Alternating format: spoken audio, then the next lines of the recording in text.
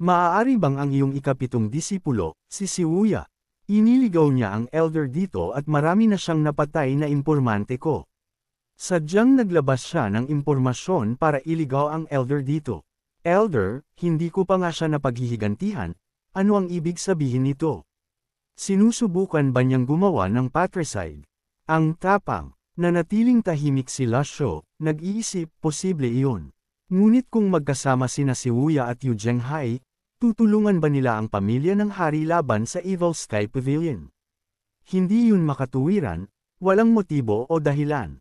Kaya, napakaliit ng posibilidad na iyon. Sigurado ka bang mapagkakatiwalaan ang lahat ng nasa paligid mo? Patuloy na tanong ni Lasho. Tumigil si Jiang Aijian, sa mga bagay na ito, palaging magtiwala sa mga ginagamit mo, at huwag gamitin ang mga hindi mo pinagkakatiwalaan. Walang sinuman ang maaaring maging ganap na sigurado na walang sinuman sa kanilang paligid ang may ibang intensyon. Kung hindi si Shibuya, kung gayon may iba pa. Sino ang hanggal na nangangahas na magpanggap sa akin? Bumantong hininga si Jiang Aijian dahil nakita na ng elder, bakit pa pumunta sa Rue North? Nandito ka ba para patayin si Molly? Hinimas ni Lasho ang kanyang balbas, tumitingin sa tanawin, may ibang papatay kay Molly. Nagpakita ng nakakalokong ngiti si Jiang Aijian, elder, gusto mo bang sumama at tingnan? Ang Empress Dowager ay nasa Heavenswheel Resort para magpagaling, at ang Second Prince at Fourth Prince ay pumunta na sa hunting ground. Pusta ko ang Second Prince ang mananalo, elder, sino ang pusta mo? Hindi nagsalita si Lasho, nakatitig ng husto kay Jiang Aijian, hindi nagbabago ang kanyang ekspresyon. Hindi komportable si Jiang Aijian sa ilalim ng kanyang tingin, nakakaramdam ng hindi mapalagay, nagbibiro lang, biro lang. Ang orihinal na plano ni Lasho ay manatili dito, hindi pumunta kahit saan, at maghintay ng balita mula kay Leng Luo. Pagkatapos ng lahat, bilang isang practitioner ng 8th Leaf, kung mababaliw si Leng Luo, walang makakapigil sa kanya. Binago ng pagdating ni Jiang Aijian ang kanyang isip, gusto mo ba akong dalhin doon? Tanong ni Lasho. Sumagot si Jiang Aijian, nabalitaan kong pinatibay ang Rue North ng mga pormasayon, ngunit may paraan ako para makalusot. Bukod dito, may paraan din akong tumakas. Lubusan kong pinag-aralan ang mga pamamaraan ni Molly, makatitiyak ang elder. Maraming lihim na pasilyo ang villa na iyon, kahit si Liu Huan ay hindi alam ang tungkol sa mga ito. Kapag naroon na ako, makakatakas ako kailan ko gusto. Ay nako, sa cultivation ng elder, bakit ka pa kailangang magtago? Nanatiling kalmado si Lasho, inaalala ang sinabi ni Qin Jun, nasunog ang buong Jinghe Palace. Malawakang paghahanda ang ginawa ni Jiang Aijian laban kay Molly. Lahat ng ito ay makatuwiran na ngayon, tahimik na inisip ni Lasho, dati ay nagdududa siya, dahil umalis na si Jiang Aijian sa palasyo, bakit pa rin siya labis na nagmamalasakit sa mga nangyayari sa loob. Tila gusto niyang maghanap ng hustisya para sa libu-libong tao sa Jinghe Palace. Pinag-isipan ito ni Lasho at muling tiningnan si Jiang Aijian, na nakaramdam ng bahagyang pagkaantig. Ang lalaking ito, nakaraniwang nagbibiro at nagpapatawa, ay lumabas na isang taong may kwento. Gaya ng kasabihan, huwag mong hampasin ang mukha. Hindi balak ni Lasho na banggitin ang usapin ng Jinghe Palace, magpatuloy ka. Lumipas ang oras hanggang hapon, sa pasukan ng lungsod ng Rue North, 2 tropa ang Mar-Engel na pumasok sa lungsod, at tumabi ang mga mamamayan. Nakasakay sa kabayo ang Second Prince na si Liu Huan, na tumatawa, nakabal ako ng masyadong mahaba sa palasyo, hindi katulad mo, isang veterano sa larangan ng digmaan.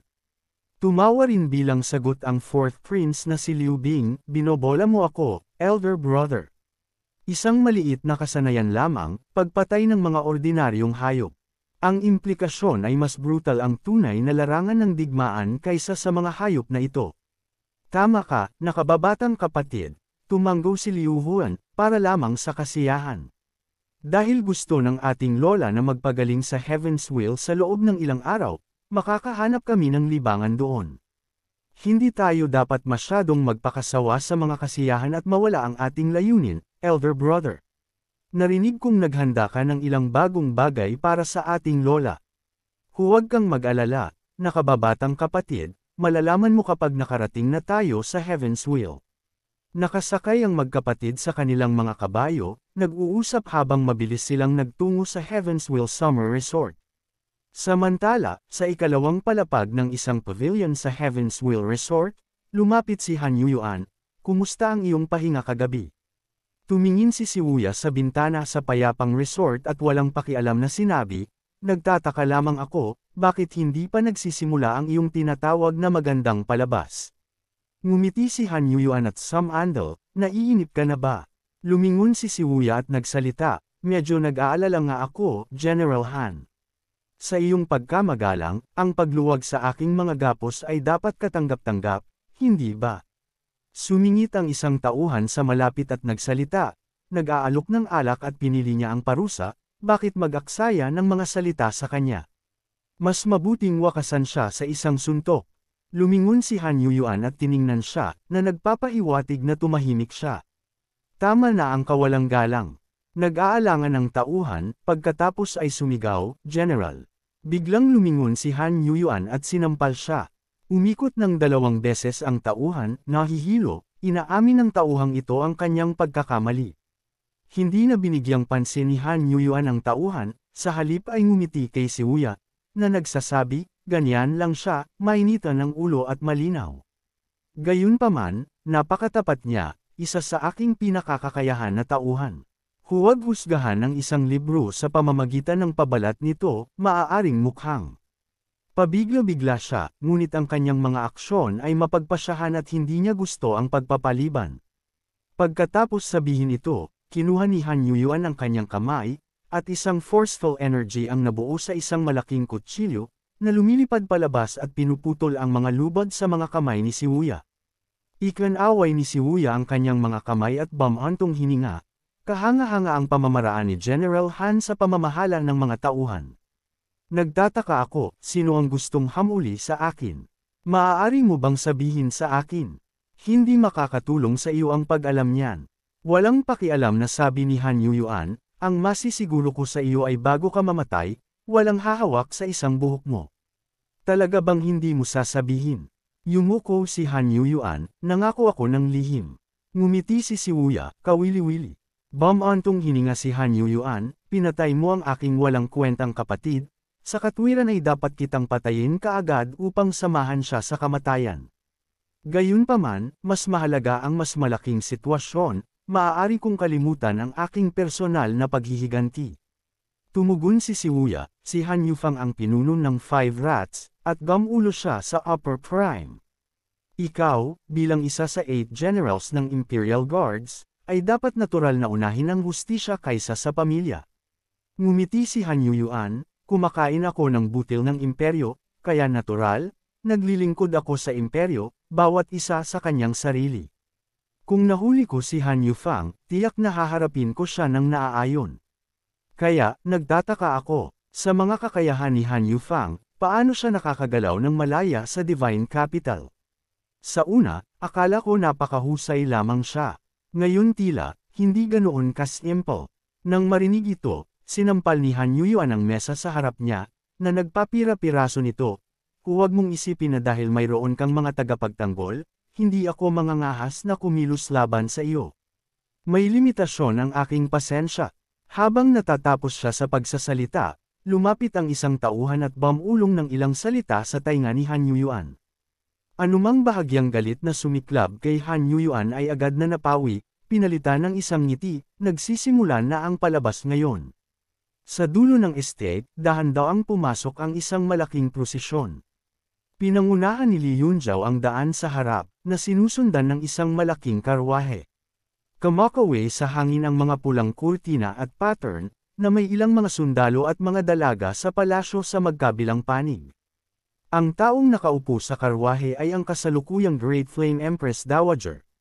Tumingin sa paligid si Li Yunzhao upang matiyak na walang panganib bago dahan-daang lumapit sa harap ng karwahe at sinabi, "Empress Dowager, Princess, dumating na po tayo." Nang sandaling iyon, mula sa kabilang panig ng villa, mabilis na lumapit ang 2 grupo ng mga tao. Pumila sila sa kaliwa at kanan, lumuhod, at sumigaw ng sabay, Grand Empress Dowager. Mula sa itaas ng karwahe, isang matikas at marangal na matandang babae ang lumitaw sa harap ng lahat. Dahan-dahan siyang tumayo at lumabas, medyo mapatla ang kanyang mukha, ngunit ang kanyang ekspresyon ay hindi nagpakita ng anumang mga palatandaan ng paghina. Sumunod sa kanya si Xiaoyu, sinusuportahan siya, at malambot na tinawag, Lola. Lumingon ang Empress Dowager at marahang tinapik ang kanyang kamay, na nakangiti, ang aking apo ang pinakamahusay. Si Xiaoyu, na ngayon ay nakasuot ng marangyang kasuotan, halos hindi nakahawig ng ikalimang demonyo ng Evil Sky Pavilion kung hindi titignan ng mabuti. Mula sa loob ng pavilion, tahimik na pinanood ni Xiuya ang eksenang ito. Bagamat alam na niya na si Xiaoyu ang ulila ni Princess Yunjiao, ang pagsaksi dito ng personal ay tila nagulat pa rin sa kanya. Tumawa si Han Yuyuan at sinabi, Xiaoyu, ang ikalimang disipulo ng Evil Sky Pavilion, ang ulila ni Princess Yunjiao. Ipinag-utos ng Empress Dowager na siya ay Princess Xiaoyu. Sa kasamaang palad, ilang araw lamang siyang magiging prinsesa. Nagtatakang tanong ni Xiuya, siya ba ang gusto mong patayin? Hindi lang siya, nandyan ka rin. Pagkasabi nito, nagpakita ng mapagmataas na ngiti si Han Yuyuan. Nasiyahan siyang kontrolin ang kapalaran ng mga taong nag-aakalang matalino sila. Ang pakiramdam na ito ay mas nakapagpapaligaya sa kanya kaysa sa pagputol ng ulo sa larangan ng digmaan. Sinulyapan ng Empress Dowager ang second at fourth princess at malumanay na nagsalita, tumayo kayong lahat. Hindi ito ang palasyo. Tumugon ang fourth prince na si Liu Bing, Lola, dahil alam kong pupunta kayo sa villa para magpahinga. Nangaso kami ng aking kapatid at natagpuan ang pinakamahusay na chef sa lungsod ng Ru North. Upang hindi magpahuli, mabilis na idinagdag ng second prince na si Liu Huan. Naghanda rin ako ng isang espesyal na pagtatanghal para kay Lola. Maraming patakaran sa palasyo, ngunit dito sa Ru North, anumang musika ang gustong marinig ni Lola, maibibigay ko. Nang marinig ito, nagpaalala si Li Yunjiao, kamahalan, ang pagtiyak sa kaligtasan ng Empress Dowager ang pinakamahalaga, marahil ay dapat nating iwasan ang hindi kinakailangang kasama. Sinulyapan siya ni Liu Huan at hindi nasisiyahang sinabi, mapagkakatiwalaan ang mga taong dinala ko. Bahagyang sumimangot si Li Yunjiao at sumagot, hindi ko ibinabahagi ang tiwalang iyon. Ikanaway ng Empress Dowager ang kanyang kamay at sinabi, sa wakas ay lumabas ako para magpahinga, huwag na tayong magtalo. Nang marinig ito, yumuko ang lahat at sumagot, oo. Kasunod nito, tinulungan ni Xiaoyu ang Empress Dowager papasok sa villa. Samantala, ilang karagdagang karwahe ang dahan-daang dumating malapit sa villa. Isa sa mga karwahe ang naglalaman ng kakaibang bihis na sina La Shou at si Ayu Honor, kasama si Jiang Aijian. Tumingin si Jiang Aijian sa dalawa, at awkward na nagsimula, huwag niyo akong tingnan ng ganyan. Malapit na akong magtanghal sa entablado. Ang pagtatanghal ba ay para sa iyong lola sa tuhod? Palihim nang umisi si La Shou, iniisip na kung hindi niya makikita ang gayong simpleng pakana, kung gayon ang libu-libong taon na niyang nabuhay ay walang kabuluhan. Napakamot ng ulo si Jiang Aijian at mapagpakumbabang sinabi, pag-aalay ng hiniram na bulaklak kay Buddha. Totoo, napakatagal ko nang hindi nakikita ang aking lola sa tuhod. Wala siyang pakialam sa sinuman, maliban sa matandang babaeng ito. Hinimas ni La Shou ang kanyang balbas at walang pakialam na sinabi, minamaliit kita. Mapagpakumbabang tumawa si Jiang Aijian, wala lang ito. Kung ikukumpara sa iyong ikapitong disipulo, kulang pa ako. Maaaring hindi mo alam, ngunit upang wasakin ang Clarity Sect, nagtanim siya ng mahigit 200 insider. Tumalim ang tingin ni La Shou, at nagtanong siya, kaya, ilang tao ang naitanim mo sa paligid ni Liu Huan? Walang magawang sumagot si Jiang Aijian, iilan lang. Napakatuso ni Liu Huan. Ang ilan sa mga especially iyan na ipinuwesto ko noon ay binaligtad laban sa akin, at ang ilan ay maaaring nasa ilalim na ng kontrol ni Moli ngayon. Hindi na marami ang mapagkakatiwalaan ko. Nang marinig ang paliwanag na ito, tumanggo si La Shou nang nag-iisip, iyan ang dahilan ng pagpapadala ng maling impormasyon. Mula ngayon, anumang lumilipad na liham sa Evil Sky Pavilion ay dapat direktang manggaling sa iyo. Sumang-ayon si Jiang Aijian, talagang walang problema. Nang dumating ang karwahe sa labas ng Heavensville Summer Resort, sumilip si CIU Honor at nakita ang iba pang mga grupo ng opera na naghahanda. Ipinaliwanag ni Jiang Aijian, alam ng Second Prince ang gusto ng Empress Dowager, kaya partikular niyang pinili ang ilang grupo na pumunta rito. Nang sandaling iyon, lumapit ang ilang sundalo. Bumulong si Jiang Aijian, i-verify nila ang mga pagkakakilanlan. Ipagkatiwala mo na lang sa akin ang paghawak nito. Hindi nag-aalala si La Shou tungkol dito, iniisip niya, paano kung mabaigo si Leng Luo? Kung gayon, maaaring kailanganin kong gumamit ng mga banal na kapangyarihan upang tumakas sakay ng Wit Ezard, na magiging lubhang nakakahiyang para sa isang taong may kanyang katayuan. Kaya, hinimas niya ang kanyang balbas at nagtanong, mayroon ka bang ruta ng pagtakas? Ngumiti bilang tugon si Jiang Aijian, syempre. Ang tusong kuneho ay may 3 lungga. Ngunit muli, bakit mo kakailanganin ang ruta ng pagtakas, Elder? Hindi na nagpatuloy si La Shou sa pagtatanong. Nang sandaling iyon, opisyal, inimbitahan ako ng Second Prince, hindi na kailangan ng ganoong mga formalidad. Ang apelyido ko ay Ri, tawagin mo lang akong bandleader Ri. Matagal ko nang pinaghahandaan ng grupong ito ng opera at haharapin ko ito ng buong seryoso. Salamat. Ingat ka, opisyal. Pagkatapos ma-verify ang pagkakakilanlan ng unang karwahe, pumasok ito sa villa. Tinakpan ni CIU Honor ang kanyang bibig at humajijek, ang kakaiba naman ng lalaking iyon. Hindi tumingin sa labas si La Shou, ngunit sa pakikinig sa tono ng boses ng lalaki, naisip niya, sa isang napakalawak na mundo, walang bagay na hindi umiiral. Hindi nagtagal, turno na ng karwahe na kinaroroonan ni La Shou. Nang dumating ang oras upang suriin ang kanilang mga pagkakakilanlan, kinuha ni Jiang Aijian ang isang badge mula sa kanyang bulsa at iniabot ito sa opisyal, na nagsasabi, "Opisyal, lahat kami ay magkakampi." Ito ay isang waist badge na ibinigay ng Second Prince. Nang makita ang badge, hindi nagpahirap ang mga sundalo at pinahintulutan ang karwahe na pumasok sa villa. Pinanood ni Jiang Aijian ang karwahe sa unahan at tumawang sinabi, "Talaga, marunong humawak ng sitwasyon si Mr. Ri. Ganyan dapat kumilos ang mga tao, makipag-usap sa mga tao sa kanilang wika at sa mga multo sa kanilang wika, iyan ang paraan para mabuhay." Inikutan siya ng mata ni CIU Honor at sumimangot, "Pareho kayong hindi mabuting tao ni Mr. Ri."